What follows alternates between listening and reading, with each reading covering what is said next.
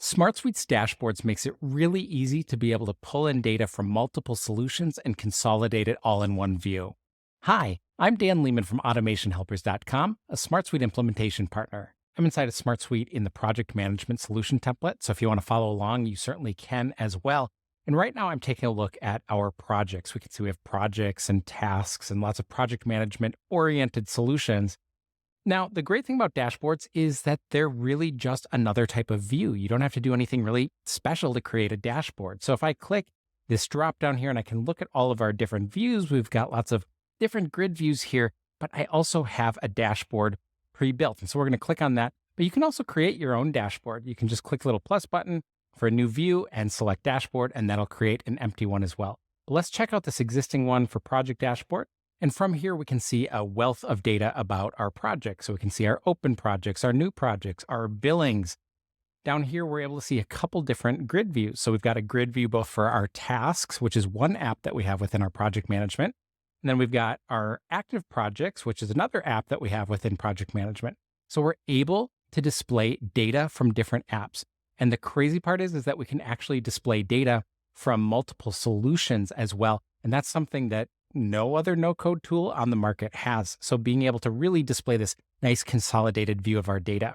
And then, of course, you can see on the left and the right-hand side that we have charts as well. And I love these because they're drillable. If I want to click in and say, hey, show me my tasks that are in process, I can click on that and then be able to see those tasks and actually open up the corresponding records themselves.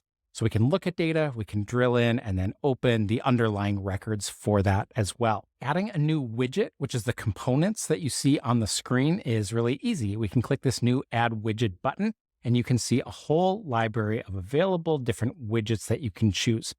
Now, at a high level, I think some of your main ones that you're going to utilize are going to be your metrics. And so that's really helpful for things like revenue and other kinds of roll-ups.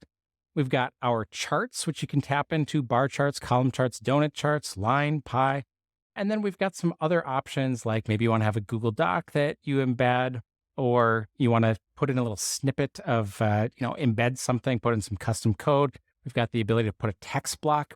I like this because we can add some information about our dashboard and what might be meaningful to the viewers who are looking at that. We've got some other options, project-related ones. Maybe we want to add a countdown until we have some big go live that's going on. Maybe you want to put in a YouTube video to help explain some information of what you're looking at. Really, the sky's the limit. You've got a lot of flexibility when it comes to using those widgets. Let's say we want to add a grid view into the mix, and we're going to pull this from our sales data. So this is what I was talking about before, where we can pull in information from a different solution. So we're the project management team, but we want to have visibility into the opportunities that the sales team is closing.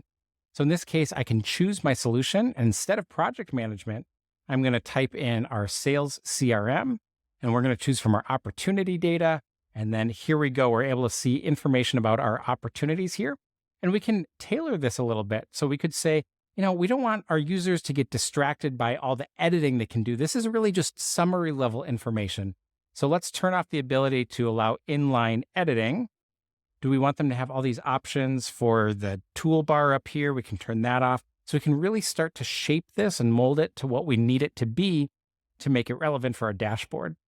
Okay, let's add our widget here. So we added this new grid view, and let me drag this down. So this is all drag and drop. You can really tailor this to something that works for you. I'm going to give this a new name. Let's call it our sales ops. And from here, I'm able to click and resize this. So I want to display it alongside my active projects. Let me drag and drop it here. So good. So this all looks back to normal. We've got our nice dashboard, and we added in a new grid to be able to look at this information here. Now, the one thing I'll say about the dashboards is that they honor the security of the system. So what that means is if you have a user who sees the dashboard, but they don't actually have permission to look at tasks, or they can only see tasks that are assigned to them, that's going to honor that same security. So they're not going to be able to look at data that they shouldn't be seeing. Now, remember, you don't have to edit an existing one out of the box. You can create your brand new dashboard. So you can click up here on the views and then be able to create a new dashboard. And that's going to start us off with a blank canvas. where then we can go ahead and add all of the widgets that we need to. So really quick to get up and started on dashboards, add the widgets that you need, and you'll be able to get that nice holistic view of your information inside of SmartSuite.